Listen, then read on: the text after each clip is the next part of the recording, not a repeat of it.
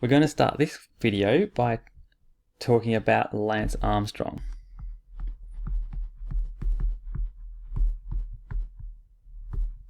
You might have heard of him. He was a really famous cyclist.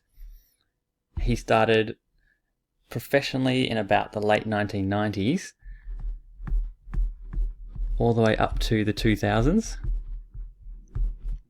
And in that time, he rode in the Tour de France, which is the most famous professional cycling race, and he won it 7 times. He won 7 tours, and he was the absolute superstar of cycling. He was world famous and earned millions of dollars. But in 2012, he was convicted of cheating.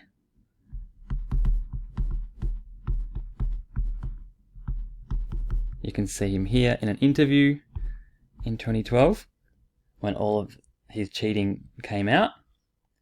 And the problem was he had been using drugs to cheat in his sport. So he lost all of his 7 victories and basically lost all his fame and reputation,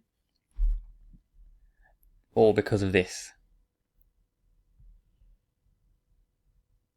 So the way he cheated was to actually use a hormone. So the main message for today is that hormones can be used to cheat in sport.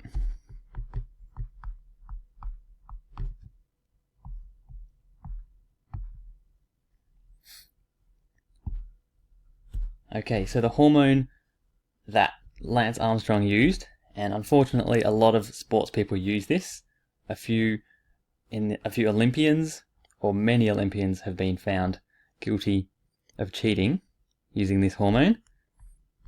It's called EPO.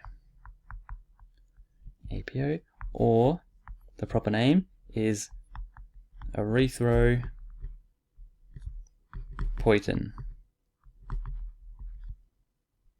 And it's actually a normal hormone that we have produced in our bodies by the endocrine system.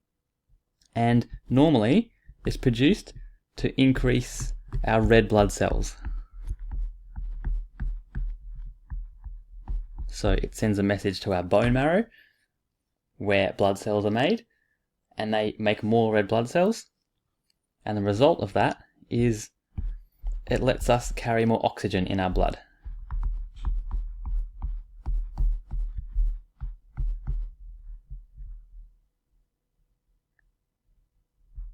Increases oxygen. And this is important if we're living at high altitudes, so in mountainous areas, because there's not as much oxygen in the air and it's harder to breathe. So naturally, our bodies release EPO, which increases our blood cell count, and we can breathe a lot easier.